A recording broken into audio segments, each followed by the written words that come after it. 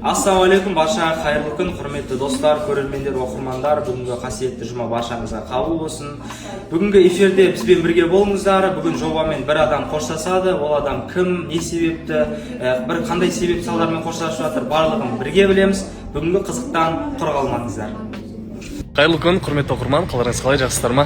Бүгін бізде жұма күні әдеттегідей бізде сұрақ жауап айдар болады. Сондықтан қандай қатысушыға сұрақтарыңыз бар, соны қоя кетіңіздер. Біз соларға жауап беретін боламыз. Сәлем достар, қалайсыздар? Соңғы кездері студентке мүлде шықпай кеттім.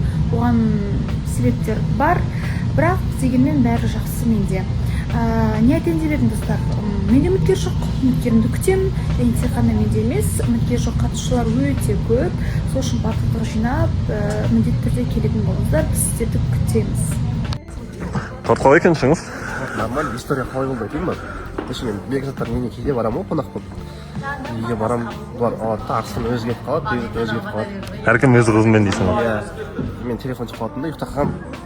Бір кезде оянамын, түн сағат 4 па, 5 па, сондай. Бекзаттың арсынан жанымда ұйықтап отыр, короче. Қарныма ас келіп, құрамда бар. Бірдеңке тиіндеп кетемін ғой. Столға қарасам, ештеңке жоқ, холодильникке қарасам, торт тұрады, Торт қайдан келді деп ойладың? Тортты мен негізі. Ой, шынар. Саламатсыздар ма? Жақсы, өздеріңіз қалайсыздар? Жақсы, сен барсың ба? Жоқ болып кеттің. Иә, кішкене ауырып, солай болып қалды енді. 3 күн бақ эфирде болмадым. Надеюсь, ответственно отырамын деген ойдамын. Андай келмей қалып келген жоқ, наоборот, кішкене ауырып деген сияқты сондай нәрсе болды да. И вот, кішкене. Иә, өйткені мен эфирде біресе болып, біресе болмай жүргеннен кейін үміткер дұрыс келмей жатыр да, эфирде болмай жүр. Мен надеюсь, болды қалмай. Білген Гүлназ айтып жатқан, торт жасап жатырмын бірдеңке деп. Сөйтіп сол торт күшті болыпты. Кеше де үйінде болдың ба бекзаттар? Негізі мен өзім осы бекзаттардан Қазір мана Гүлназ басқа жігіттермен кездесіпті деп жатыр, оған қазір қарасың ба?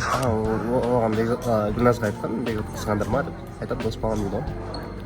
Бірақ бекзатта ол қысқанатқан сияқты. Нормально. сәл мәселе шығып жатқан сияқты бар. Мен үміткер келеді деген Жалпы ойдамын. сені қандай жігіт бақытты ете алады? Бақытты ету үшін қандай іс-әрекет жасау керек? Бақытты ету үшін қандай? Мен андай көңілім тапса болды. Мен сол кезде еркелеп, бақытты болып, аспанда ұшып жүре беремін. Ұрыспаймын да, негізімде жоқ болып кетеді, жақсы көрсем сондай болып кетемін. Ол жігіттің қандай іс-әрекетінен кейін жігітті жақтатпай қаласың? Мен ең бірінші жек көретін ол измена. Сөзінде тұрма, өтірік айту. Осы үшеуі болса, сразу кетсем, сразу. Еще менде андай әдет